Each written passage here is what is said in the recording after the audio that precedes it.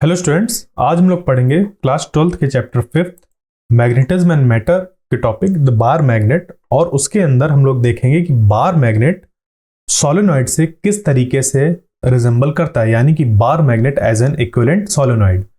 तो देखिए, जो हमारा एक बार मैग्नेट है उसकी मैग्नेटिक फील्ड लाइंस जो होती हैं वो सोलेनॉइड की मैग्नेटिक फील्ड लाइंस की तरह होती हैं। तो आखिर ये सोलेनॉइड होता क्या है? सोलेनॉइड को हम लोग अपने पिछले चैप्टर में पढ़ चुके हैं, जो कि क्या होता है, एक हेलिकल शेप में वायर जब वाउंड की जाती है, ठीक है, और इस पे फिर करंट फ्लो करता है आई। तो इस सोलेनॉइड की मैग्नेटिक फील्ड लाइंस इसके चारों तरफ हमें देखने को मिलती हैं। अगर ये हमारा एक ऐसा सोलेनॉइड है जिसका कि आर और एल कंपेरेबल है, यानी कि इसकी जो लेंथ है और इसका जो आर है, ठीक है, आर यानी कि ये इसका रेडियस, ठीक है, अगर ये हमारा कैसा है, कंपेरेबल है, तो उस केस में जो ये सोलेनॉइड होती है ये हमारी सिंपल एक सोलेनॉइड कहलाती है। वरना जब L much greater than R होता है तो ये सोलेनॉइड हमारी लॉन्ग सोलेनॉइड कहलाती है। और उस केस में जो इस पॉइंट पर मैग्नेटिक फील्ड होती है वो टेंडिंग टू जीरो होती है, ठीक है। तो लॉन्ग सोलेनॉइड के केस में इस जगह पर मौजूद मैग्नेटिक फील्ड की स्ट्रेंथ होती है जीरो। बट अगर एक फाइनाइट साइज की हम लोग ने कंसीडर करी है सोलेनॉइड जिसमें कि L और R कंपेरेबल है, यानी कि मान लीजिए कि R जो है वो हमारा 1 सेंटीमीटर है और जो इसकी लेंथ है वो हमारी 2 सेंटीमीटर है, तो ये कैसा हो गया, कंपेरेबल हो गई दोनों चीजें, ठीक है, L और R कंपेरेबल हो गए। तो उस केस में जो एक सोलेनॉइड होगी वो हमारी सिंपल सोलेनॉइड होगी, और वो जो सोलेनॉइड होगी उसकी मैग्नेटिक फील्ड कुछ इस तरीके की हमें देखने को मिलेगी। और ये जो मैग्नेटिक फील्ड है वो मैग्नेटिक फील्ड बिल्कुल वैसी ही दिख रही है जैसे कि एक बार मैग्नेट के अराउंड उसकी मैग्नेटिक फील्ड लाइंस मौजूद होती हैं, ठीक है। तो ये बार मैग्नेट, इस बार मैग्नेट की मैग्नेटिक फील्ड लाइंस देखिए नॉर्थ पोल से निकलकर साउथ पोल में एंटर कर रही हैं, ठीक है, नॉर्थ पोल से निकलकर साउथ पोल में एंटर कर रही हैं। बिल्कुल वैसे ही यहाँ हमें सोलेनॉइड पर भी देखने को मिल रहा है कि नॉर्थ से निकल रही हैं और इधर साउथ पोल से एंटर कर रही हैं, और अंदर जाकर एक इस तरीके से मैग्नेटिक फील्ड लाइंस जा रही हैं, यानी कि एक कंप्लीट लूप फॉर्म कर रही हैं, ठीक है। इसी तरीके से यहां भी नॉर्थ से निकल रही हैं, साउथ से एंटर कर रही हैं और अंदर जाके फिर नॉर्थ तक जा रही है, तो एक कंप्लीट लूप फॉर्म कर रही हैं, ठीक है। तो ये जो हमारा अरेंजमेंट हुआ वो क्या हो गया, मैग्नेट और सोलेनॉइड का एक ऐसा अरेंजमेंट है जहां पर कि हम देख सकते हैं कि दोनों की मैग्नेटिक फील्ड लाइंस एक जैसी हैं, ठीक है।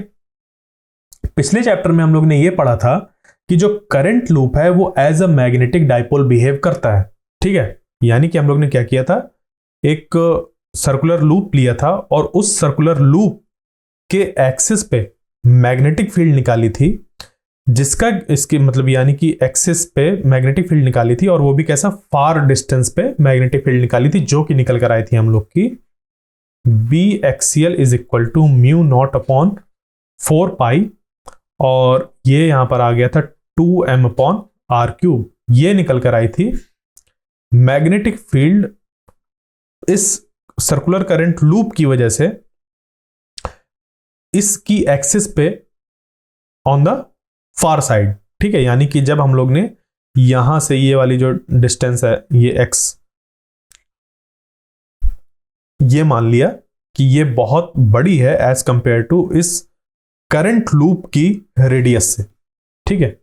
इस अप्रोक्सीमेशन के साथ हम लोग ने ये चीज फाइंड करी थी, और फिर देखा था कि इसको अगर हम लोग कंपेयर करें इलेक्ट्रिक डाइपोल की एक्सियल डायरेक्शन में इलेक्ट्रिक फील्ड से, तो एक्सियल डायरेक्शन में जो इलेक्ट्रिक फील्ड होती है एक डाइपोल, इलेक्ट्रिक डाइपोल की वजह से वो होती है हम लोग की 1 upon 4 pi epsilon not 2p upon x cube, ये होती है, ठीक है। तो जब ये हम लोग का कंपेरेबल था तो हम लोग ने ये देखा कि जो इसकी मैग्नेटिक फील्ड होगी इक्वेटोरियल साइड पे, इस पॉइंट पर, वो भी हम लोग फाइंड कर सकते हैं इसके इसके यूज से, तो जो कि हो जाएगा E equatorial is equal to 1/4πε0 p upon x cube. ठीक है, सिर्फ अभी हम लोग मैग्नीट्यूड की बात कर रहे हैं, डायरेक्शन नहीं चूज कर रहे हैं, उसके सिर्फ मैग्नीट्यूड को देख रहे हैं। तो इस हिसाब से इस सर्कुलर करंट लूप के इस इक्वेटोरियल पॉइंट पर मैग्नेटिक फील्ड निकाला जा सकता है, वो हो जाएगा mu naught upon 4πm upon x cube. जहां पर कि जो ये m है वो किसको रिप्रेजेंट कर रहा है, मैग्नेटिक डाइपोल मोमेंट को रिप्रेजेंट कर रहा है, और ये जो m होता है इसकी वैल्यू होती है I इंटू ए। और अगर नंबर ऑफ टर्न्स अगर हम लोग के n है, कैपिटल N, अगर इस जगह पर नंबर ऑफ टर्न्स कितने हो, कैपिटल N हो, तो इस m को रिप्रेजेंट किया जा सकता है NIA से। ठीक है, यानी कि इस m की वैल्यू हो जाएगी NIA। क्लियर यहां तक? ठीक है, तो ये चीज हमने अपने पिछले चैप्टर में पढ़ी थी, और एम्पियर ने ये हाइपोथेसिस दी थी कि जो भी मैग्नेटिज्म है या जो भी मैग्नेटिक फेनोमेना है उन सब को एक्सप्लेन किया जा सकता है सर्कुलेटिंग करंट लूप्स के टर्म पर। ठीक है, यानी कि कहीं पर भी अगर मैग्नेटिक फील्ड मौजूद है तो हम ये कह सकते हैं कि वहां पर सर्कुलेटिंग करंट लूप्स मौजूद हैं। ठीक है, तो इस हिसाब से हम लोग ये मान सकते हैं, ठीक है, क्योंकि एम्पियर की ये हाइपोथेसिस थी, तो इस हिसाब से हम लोग ये मान सकते हैं कि जो मैग्नेटिक फील्ड लाइंस हैं बार मैग्नेट और सोलेनॉइड की, इनको अगर हम लोग कंपेयर करें तो ये कहा जा सकता है कि बार मैग्नेट को, मतलब मान लो कि बार मैग्नेट में क्या है, बहुत ढेर सारे सर्कुलेटिंग करंट लूप्स मौजूद हैं, जैसे कि सोलेनॉइड में मौजूद हैं, वैसे ही यहां पर इस ये जो हमारा मैग्नेट है, इस मैग्नेट में भी बहुत ढेर सारे सर्कुलेटिंग करंट लूप्स मौजूद हैं। कुछ इस तरीके से सर्कुलेटिंग करंट लूप्स मौजूद हैं, जिनकी वजह से यहां पर हम लोग के बार मैग्नेट की जो मैग्नेटिक फील्ड लाइंस है वो बिल्कुल वैसी ही दिख रही हैं जैसे कि सोलेनॉइड में होती हैं, क्योंकि सोलेनॉइड भी यहां पर क्या है, सर्कुलेटिंग करंट लूप ही है बहुत ढेर सारे। यहां पर एक था, यहां पर बहुत ढेर सारे हैं, और एल लेंथ तक डिस्ट्रीब्यूटेड है। ठीक है, तो बस हम लोग ये मान सकते हैं कि ये जो बार मैग्नेट है उस पर भी सर्कुलेटिंग करंट लूप्स मौजूद हैं। और अगर हम लोग ने ऐसा मान लिया तो फिर वो वाली जो बात थी कि अगर हमारे पास एक बार मैग्नेट है और उस पे नॉर्थ और साउथ पोल हैं, उनको अगर बीच से कट कर दिया जाए तो हम लोग को फिर से नॉर्थ और साउथ मिल जाते हैं। तो बहुत सिंपल हो जाएगा इसको एक्सप्लेन करना, इस चीज को, कि फिर से हमें कैसे पोल्स यहां पर मिल जा रहे हैं। कैसे? जब हमने मान लिया कि ये जो बार मैग्नेट है हम लोग के पास, ये बार मैग्नेट में बहुत ढेर सारे सर्कुलेटिंग करंट लूप्स हैं। ठीक है, क्या है, बहुत ढेर सारे सर्कुलेटिंग करंट लूप है, और हर एक लूप बिहेव कर रहा है एज अ मैग्नेटिक डाइपोल, यानी कि एक जो सर्कुलेटिंग करंट लूप था वो बिहेव कर रहा है कैसा, एज अ मैग्नेटिक डाइपोल। ठीक है, यानी कि अगर इसको मैं डायरेक्शन चेंज कर देता हूं, ये अगर ऐसा है तो इस पे करंट अगर ऐसा फ्लो कर रहा है तो इधर इसका नॉर्थ हो जाएगा और इधर साउथ हो जाएगा। ठीक है, तो इसी तरीके से यहां पर भी ऐसे सर्कुलेटिंग करंट लूप्स ऐसे अगर बहुत ढेर सारे हैं तो ये सर्कुलेटिंग करंट लूप्स क्या कर रहे हैं, फॉर्म कर रहे हैं बहुत ढेर सारे छोटे छोटे मैग्नेटिक डाइपोल्स को। तो अगर यहां से हम लोग ने इसको ब्रेक भी कर दिया दो पार्ट्स पे, ठीक है, तो देखो यहां पर ये इसका नॉर्थ अपीयर होगा और इधर इसका साउथ अपीयर होगा। इसी तरीके से इस पोल का इधर नॉर्थ अपीयर होगा और इसका साउथ अपीयर होगा। अगर हमने इसको फिर से ब्रेक कर दिया, यहां से ब्रेक कर दिया, तो इस जगह पर अगर एक सिंगल लूप बचा, लेट अस सपोज यहां पर सिंगल लूप बचा, तो वो सिंगल लूप यहां पर नॉर्थ और साउथ देगा, जैसे कि ये एक सिंगल लूप दे रहा था। ठीक है, तो इसी वजह से हम लोग ने क्या किया, सोलेनॉइड और बार मैग्नेट में कंपैरिजन किया, ताकि ये वाला जो फिनोमेना था इस चीज को हम लोग आसानी से बता पा रहे हैं कि cutting a bar magnet in half is like cutting a solenoid. यानी कि आपने क्या किया, सिंपल सोलेनॉइड को दो पार्ट्स पे ब्रेक कर दिया, तो ये सोलेनॉइड और ये सोलेनॉइड दो अलग अलग सेपरेट सोलेनॉइड हो गई। तो जब सेपरेट सोलेनॉइड हो गई तो ये अपना मैग्नेटिक फील्ड शो करेगी, अपना मैग्नेटिक फील्ड शो करेगी, बट इनकी मैग्नेटिक फील्ड की जो स्ट्रेंथ होगी वो कमजोर हो जाएगी। क्यों? क्योंकि यहां पर जो हमारी सोलेनॉइड कि मैग्नेटिक फील्ड का फॉर्मूला होता है वो होता है B is equal to mu naught n I. ठीक है, तो उस हिसाब से हमारी जो यहाँ पर मैग्नेटिक प्रॉपर्टीज होंगी वो रिड्यूस हो जाएंगी। ठीक है, इस तरीके से हम लोग ने सोलेनॉइड और बार मैग्नेट को कंपेयर करके चीजें देखी। ठीक है, अब जैसे कि हम लोग की सोलेनॉइड पे मैग्नेटिक फील्ड लाइंस कंटिन्यूअस रहती हैं, एक फेज से निकलती हैं और दूसरे पे एंटर करती हैं, बिल्कुल वैसे ही जब हम लोग यहाँ पर एक बड़े से बार मैग्नेट को ब्रेक करके दो छोटे छोटे बार मैग्नेट्स बना लेंगे तो यहां पर भी जो मैग्नेटिक फील्ड लाइंस इनकी होगी वो ऐसे कंटिन्यूअस होंगी। क्यों? क्योंकि यहां पर हम लोग ने देखा कि जब सोलेनॉइड एक बड़ी सोलेनॉइड को छोटे दो सोलेनॉइड पर ब्रेक करते हैं हम लोग, तो उसकी मैग्नेटिक फील्ड लाइंस हम लोग को कंटिन्यूअस ही मिलती हैं। तो अगर हम लोग बार मैग्नेट को एज अ सोलेनॉइड ट्रीट कर रहे हैं तो हम इस एक्सप्लेनेशन को यूज कर सकते हैं, एक बड़े बार मैग्नेट को ब्रेक कर कर छोटे बार मैग्नेट के मिलने के बाद जो उसकी मैग्नेटिक फील्ड लाइंस है उसको रिप्रेजेंट करने के लिए कि वो कंटिन्यूअस फॉर्म में होंगी। क्लियर? तो इस तरीके से हम लोग क्या कर रहे हैं, चीजों को कंपेयर करते हुए पढ़ रहे हैं। इस एनालॉजी को आसानी से हम लोग देख सकते हैं, एक्सप्लेन कर सकते हैं, समझ सकते हैं किसकी हेल्प से, एक कंपास निडल की हेल्प से। अगर हम लोग बार मैग्नेट और करंट कैरिंग फाइनाइट सोलेनॉइड, ठीक है, फाइनाइट सोलेनॉइड का मतलब यह है कि इस सोलेनॉइड का जो रेडियस है, ठीक है, ये वाला जो रेडियस है और इसकी जो लेंथ है वो कंपेरेबल है। ठीक है, आर कंपेरेबल टू इसकी लेंथ है। ठीक है, ये है फाइनाइट का मतलब। क्लियर? तो उस केस में जो बार मैग्नेट हम लोग का और जो करंट कैरिंग फाइनाइट सोलेनॉइड है, कैसी फाइनाइट सोलेनॉइड, इनके चारों तरफ हम लोग स्मॉल कंपास निडल को रखकर उसके जो डिफ्लेक्शंस हैं उनको देख सकते हैं और जो उस मैग्नेटिक कंपास निडल पर हमें डिफ्लेक्शन देखने को मिलेंगे वो सेम ही देखने को मिलेंगे।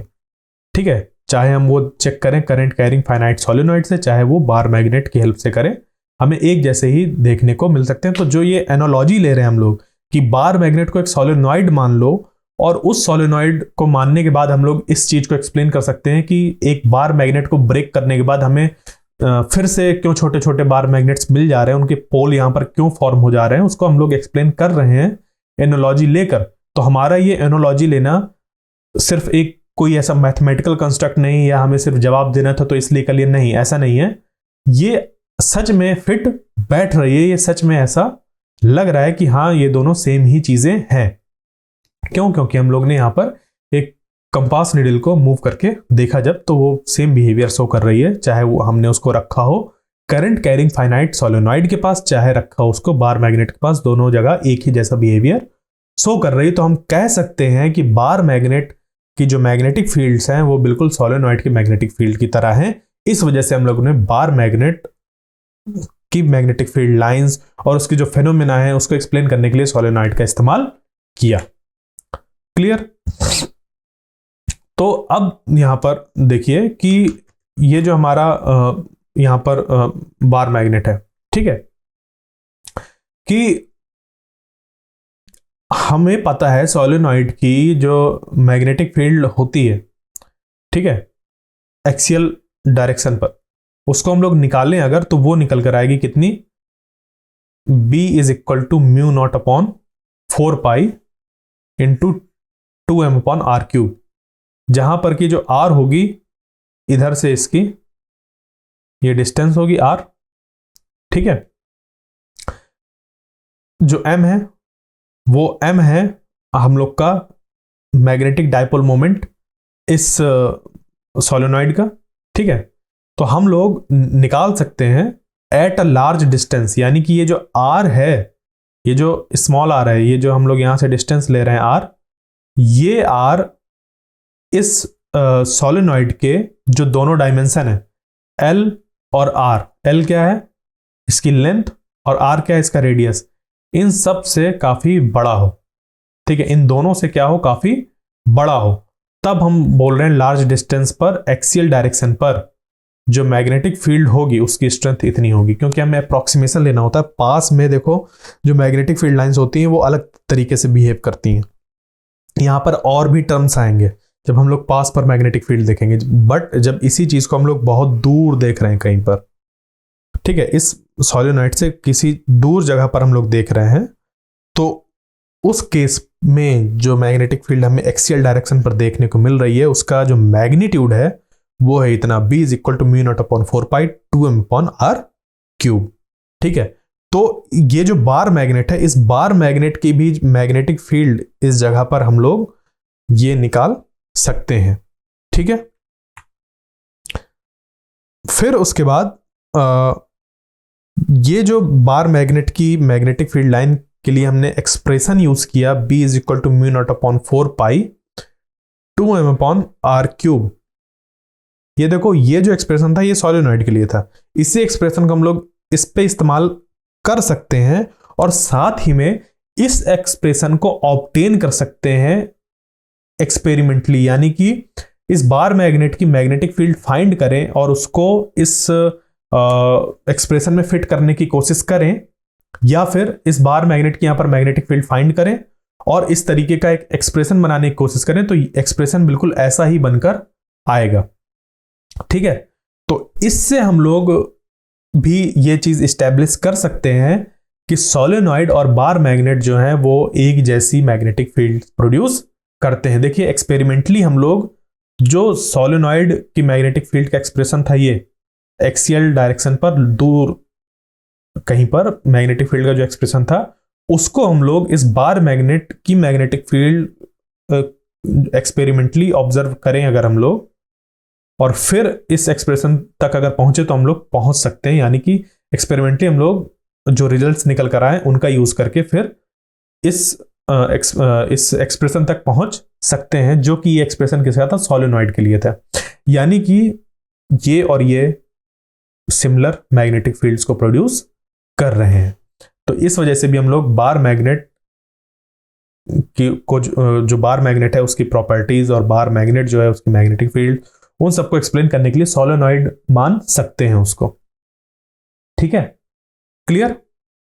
तो यहां से एक बात और क्लियर हो गई कि जो मैग्नेटिक मोमेंट है बार मैग्नेट का, वो बराबर होगा मैग्नेटिक मोमेंट जो उसके इक्विवेलेंट सोलेनॉइड होगी। यानी कि यहां पर अगर हमारे पास एक बार मैग्नेट है और इस बार मैग्नेट की हम लोग ने यहां पर मैग्नेटिक फील्ड कुछ देखी और यहां पर फिर हमने एक सोलेनॉइड बनाई जिसकी मैग्नेटिक फील्ड भी उतनी ही है जितनी इस बार मैग्नेट की वजह से है, तो इस सोलेनॉइड का जो मैग्नेटिक डाइपोल मोमेंट होगा m, ठीक है, मैग्नेटिक डाइपोल मोमेंट होगा m, तो उतना ही dipole moment magnetic dipole moment होगा इस बार मैग्नेट का। ठीक है, तो हम लोग ने क्या किया, जो हमारे पास यहां पर एक सोलेनॉइड थी जिसकी हम लोग मैग्नेटिक डाइपोल मोमेंट फाइंड कर सकते हैं, क्योंकि मैग्नेटिक डाइपोल मोमेंट जो हमारा होता है वो होता है IA, या नंबर ऑफ टर्न्स अगर n है तो NIA हो जाता है। ठीक है, तो यहां से हम लोग क्या देख सकते हैं कि अगर हमें इसका मैग्नेटिक डाइपोल मोमेंट पता चल गया तो हम इसका भी मैग्नेटिक डाइपोल मोमेंट बता सकते हैं। ठीक है, तो इस तरीके से क्या किया हम लोग ने कि जो हमारा एक मैग्नेटिक डाइपोल हमारा मोमेंट है एक सोलेनॉइड का, उसको हम लोग बार मैग्नेट के डाइपोल मोमेंट को फाइंड करने के लिए इस्तेमाल कर सकते हैं अगर ये सोलेनॉइड इसी बार मैग्नेट की मैग्नेटिक फील्ड को रिप्रेजेंट कर रही है, यानी कि सोलेनॉइड इसके इक्विवेलेंट है। क्लियर? तो अब चलते हैं आगे और देखते हैं कि अगर एक डाइपोल को, एक मैग्नेटिक डाइपोल को एक यूनिफॉर्म मैग्नेटिक फील्ड में प्लेस किया जाए। ठीक है, तो देखिए, अगर हमारे पास एक मैग्नेटिक डाइपोल है और उसको यूनिफॉर्म मैग्नेटिक फील्ड में प्लेस करते हैं तो उसमें लगता है टॉर्क। क्या लगता है? टॉर्क। तो याद करिए उस हमारे टॉपिक को जिसको कि हम लोग ने इलेक्ट्रिक चार्जेस एंड फील्ड्स वाले चैप्टर यानी कि फर्स्ट चैप्टर में पढ़ा था, कि जब हमारे पास एक इलेक्ट्रिक डाइपोल है और उसको प्लेस किया एक यूनिफॉर्म इलेक्ट्रिक फील्ड में, इलेक्ट्रिक फील्ड की डायरेक्शन इधर, एक यूनिफॉर्म इलेक्ट्रिक फील्ड में एक डाइपोल को प्लेस किया, तो इस डाइपोल में लगता है क्या, force. Two equal and opposite forces लगते हैं with different line of action, with different line of action, और डिफरेंट लाइन ऑफ एक्शन होने की वजह से, डिफरेंट लाइन ऑफ एक्शन होने की वजह से यहां पर ये फोर्सेस प्रोड्यूस करते हैं कपल, एज अ ट्री होते हैं कपल, और वहां पर यानी कि हमें टॉर्क देखने को मिलता है। क्लियर। और वो जो टॉर्क निकल कर आता है, टॉर्क का जो एक्सप्रेशन निकल कर आया था, अगर इस डाइपोल, इलेक्ट्रिक डाइपोल का डाइपोल मोमेंट P था, कितना था, P, ठीक है, और इस इलेक्ट्रिक फील्ड की स्ट्रेंथ थी E, तो हमें जो टॉर्क मिल रहा था, ठीक है, जो टॉर्क मिल रहा था वो था P क्रॉस E, ठीक है। तो देखिए इलेक्ट्रोस्टैटिक्स पे जो हम लोग ने बहुत ढेर सारे एक्सप्रेशंस पढ़े हैं, जैसे कि ये, वैसा ही एक्सप्रेशन हमें जब मैग्नेटिज्म में देखते हैं वहां पर भी हमें सेम देखने को मिलता है। तो जो डाइपोल मोमेंट हमारा P इलेक्ट्रोस्टैटिक्स के लिए था, वही यहां पर हमें जो मिलता है वो मैग्नेटिज्म के लिए मिलता है, मैग्नेटिक डाइपोल मोमेंट M। जैसे वहां पर इलेक्ट्रिक फील्ड E थी, वैसे यहां पर यूनिफॉर्म मैग्नेटिक फील्ड B हो सकती है, ठीक है। तो इस एक्सप्रेशन को अगर हम लोग देखें तो अगर मान लीजिए हमारे पास सिमिलर केस है, सिमिलर एग्जैक्ट, मैंने कॉन्ग्रुएंट या ऐसा कुछ नहीं बोला है क्या चीज, मैंने कहा सिमिलर, सिमिलर यानी कि जैसे यहां पर इलेक्ट्रिक फील्ड थी वैसे यहां पर मैग्नेटिक फील्ड, जैसे यहां पर ये एक इलेक्ट्रिक डाइपोल था वैसे यहां पर एक मैग्नेटिक डाइपोल। तो जब ऐसा होगा तो जो नॉर्थ पोल होगा, नॉर्थ पोल एज अ इसका पॉजिटिव साइड होगा, और जो साउथ पोल होगा उसका एज अ निगेटिव साइड होगा, ठीक है। तो जैसे इस पे यहां पर फोर्स लग रहा था वैसे इस पे यहां पर लगेगा इधर और इधर, तो ये भी two equal and opposite forces का एक सिस्टम बना with different line of action. तो इसमें भी लगेगा टॉर्क जो कि इसी के बराबर होगा, इसी तरीके का एक्सप्रेशन होगा, और यहां पर जो डाइपोल मोमेंट P था, यहां पर डाइपोल मोमेंट M आ जाएगा, और यहां पर जैसे डाइपोल मोमेंट E था वैसे यहां पर डाइपोल मोमेंट B आ जाएगा, ठीक है। तो देखिए एक बात जान लीजिए कि अगर आपने क्लास 12 के जो शुरुआत के 2 चैप्टर्स हैं, ठीक है, इलेक्ट्रिक चार्जेस एंड फील्ड्स, दूसरा इलेक्ट्रोस्टैटिक पोटेंशियल एंड कैपेसिटेंस, इसको अगर बहुत अच्छे से पढ़ लिया आपने, इसके एक्सप्रेशन आपको समझ पे आने लगे, इसके जो फॉर्मूले हैं ये समझ पे आने लगे कि क्यों कैसा हर एक इसका जो सिंबल है वो क्या रिप्रेजेंट कर रहा है, तो उन 2 चैप्टर की नॉलेज का इस्तेमाल करके आप जो चैप्टर 4th एंड 5th हैं, यानी कि मूविंग चार्जेस एंड मैग्नेटिज्म और दूसरा मैग्नेटिज्म एंड मैटर, इस पे आप कंपेयर कर करके पढ़ सकते हैं। जैसे कि फर्स्ट चैप्टर में जो हम लोग का कुलाम्स लॉ था उसको आप यहां पर बायट-सवर्ट लॉ से कंपेयर कर सकते हैं, और इसको हम लोग ने पिछले जो चैप्टर था उस पर देखा भी था, ठीक है।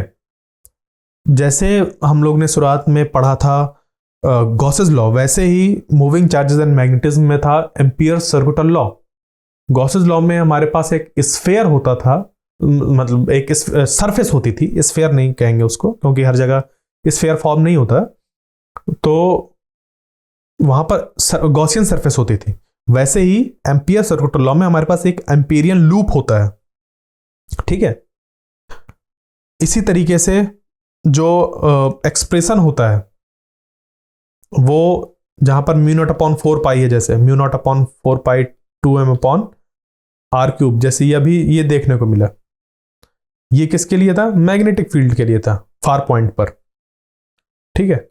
और ऐसा ही एक्सप्रेशन हमें इलेक्ट्रिक फील्ड, जब एक डाइपोल के इलेक्ट्रिक फील्ड निकालते हैं तो वो निकल कर आता है 1/4 pi epsilon not 2p upon x cube, ठीक है। तो ये बहुत ज्यादा रिजेंबल करती हैं चीजें, क्लियर।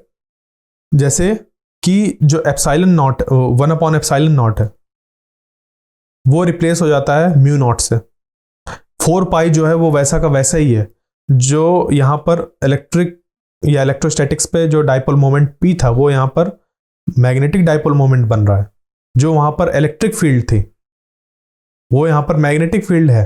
इस तरीके से बहुत ढेर सारी चीजें क्या हैं, अगर हमने ऐसा कंपेयर कर लिया तो अगर हमें इलेक्ट्रोस्टैटिक्स वाले एक्सप्रेशंस याद हैं तो हम मैग्नेटिज्म वाले जो एक्सप्रेशंस हैं उनको भी आसानी से याद कर सकते हैं। तो आप इस साइड में भी ध्यान दें चीजों को याद करने के लिए। जैसे कि हमें पता है कि जो टॉर्क का एक्सप्रेशन होता है, अगर एक dipole moment, electric dipole moment के साथ अगर हमारे पास कोई एक डाइपोल है, उसको अगर किसी इलेक्ट्रिक फील्ड ई में पुट किया जाए, यानी कि एक डाइपोल मोमेंट है पी किसी एक डाइपोल का, और उसको पुट किया है इलेक्ट्रिक फील्ड ई में, तो उसमें लगने वाला जो टॉर्क होगा वो होता है पी क्रॉस ई। इसी को हम लोग लिख सकते हैं मैग्नीट्यूड फॉर्म में, tau is equal to P E sine theta, P E sine theta. तो इस हिसाब से हम लोग यहां पर इसको भी लिख सकते हैं एम बी साइन थीटा, यानी कि ये तो हमारा वेक्टर फॉर्म है और इसको हम लोग ऐसे एम बी साइन थीटा लिख सकते हैं। ये जो थीटा है वो एम और बी के बीच का डायरेक्शन होता है, ठीक है, जैसे यहां पर ये देख रहे थे। तो जो मैग्नेटिक डाइपोल मोमेंट की डायरेक्शन होती है, जैसे कि इलेक्ट्रिक डाइपोल मोमेंट में, इलेक्ट्रिक डाइपोल मोमेंट की जो डायरेक्शन होती है वो निगेटिव टू पॉजिटिव होती है। सिमिलरली यहां पर, ठीक है, कहां पर, मैग्नेटिक मोमेंट के केस में, मैग्नेटिक डाइपोल मोमेंट के केस में भी जो डायरेक्शन होती है वो, अब देखिए जैसे मैंने कहा कि जो इसका निगेटिव है वो करिस्पॉन्डिंग है साउथ के, और जो पॉजिटिव है वो करिस्पॉन्डिंग है किसके, नॉर्थ के। तो जैसे यहां पर निगेटिव टू पॉजिटिव है डायरेक्शन डाइपोल मोमेंट की, तो यहां पर कैसी होगी, साउथ टू नॉर्थ। यानी कि एक मैग्नेट के अंदर जिस डायरेक्शन में मैग्नेटिक फील्ड, मैग्नेट के अंदर की बात कर रहा हूं, मैग्नेट के अंदर जिस डायरेक्शन में मैग्नेटिक फील्ड होती है उसी डायरेक्शन में उसका मैग्नेटिक डाइपोल मोमेंट होता है, ठीक है। तो ये अगर हमारे पास एक मैग्नेटिक डाइपोल है तो इसके एक्सटर्नल में मैग्नेटिक फील्ड ऐसी होगी और इंटरनल पर इसी मैग्नेटिक डाइपोल मोमेंट की डायरेक्शन में ही होती है। क्लियर ये चीज, ठीक है। तो यहां पर हम क्या करते हैं, ये जो मैग्नेटिक डाइपोल मोमेंट की डायरेक्शन है साउथ टू नॉर्थ, ये और मैग्नेटिक फील्ड के बीच का जो एंगल होता है उसको देखते हैं यहां पर सॉल्व करने के लिए। ये जो साइन थीटा में थीटा है इसके बीच का एंगल है, जैसे यहां पर इलेक्ट्रिक डाइपोल मोमेंट और इलेक्ट्रिक फील्ड के बीच का एंगल हम लोग देखते थे थीटा। क्लियर। तो अब इसी चीज का इस्तेमाल करके हम लोग पोटेंशियल एनर्जी के एक्सप्रेशन को भी डिराइव कर सकते हैं।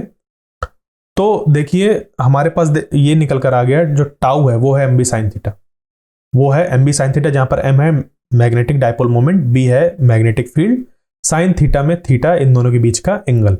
अब हमें निकालना है expression for potential energy, magnetic potential energy, कि ये जो यहां पर मौजूद है उस पर कितनी पोटेंशियल एनर्जी होगी। जैसे कि हम लोग ने इलेक्ट्रोस्टैटिक्स के केस में निकाला था डाइपोल की पोटेंशियल एनर्जी, तो वो जो निकल कर आएगी वो निकल कर आएगी हमारी UM is equal to minus M dot B. ये हमारा वेक्टर फॉर्म पर है, ये दोनों वेक्टर हैं और डॉट प्रोडक्ट है, तो यहां पर हमें एक स्केलर मिलता है, पोटेंशियल एनर्जी हमारी स्केलर होती है।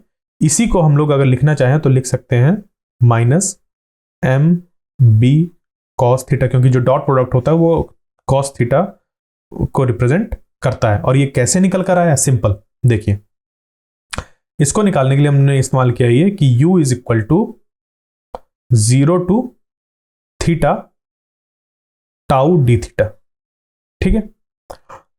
यहां पर टाउ के एक्सप्रेशन को जब रखेंगे तो ये हो जाएगा U is equal to 0 to theta M B sine theta D theta. M B बाहर आ जाएगा और बचेगा अंदर 0 to theta sine theta D theta, और इसको जब इंटीग्रेट करेंगे तो ये मिल जाएगा हमें एम बी ब्रैकेट में माइनस कॉस थीटा, और ये हो जाएगा 0 टू थीटा, ठीक है। यहां पर तो यहां से इसको जब हम लोग पुट करेंगे तो ये बन जाएगा हमारा, ये एक्चुअली हम लोग इसको 0 से नहीं π/2 से लेते हैं, ठीक है। जो इसका जीरो पोटेंशियल एनर्जी होती है वो π/2 में होती है, तो इसको π/2 से लेते हैं, ये π/2, तो ये हो गया। तो ये बन जाएगा M B minus cos theta minus cos pi by two, और कॉस पाई बाई टू की वैल्यू होती है 0, तो ये 0 हो जाता है और ये निकल कर आ जाता है हमारा u is equal to minus M B cos theta.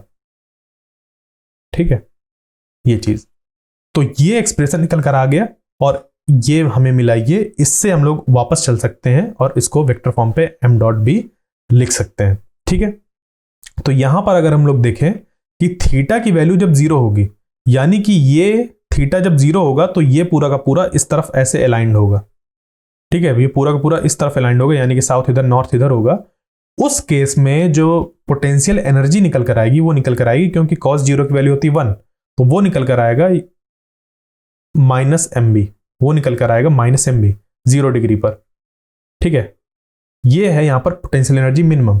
इस केस में जो इसकी पोजीशन है वो ऐसी पोजीशन है कि ये सबसे स्टेबल पोजीशन होती है, यानी कि अगर आप इसको धक्का देंगे थोड़ा सा इस तरफ या फिर इस तरफ, तो ये वापस इसी डायरेक्शन पर अपने आप को अलाइन कर लेगा। जैसे कि मैंने अपने पिछले लेक्चर्स में ये वाला एग्जांपल दिया था कि अगर बॉल कटोरी में यहां पर रखी है, आप इसको इधर धक्का दीजिए या इधर धक्का दीजिए, ये वापस इसी जगह पर आ जाएगी।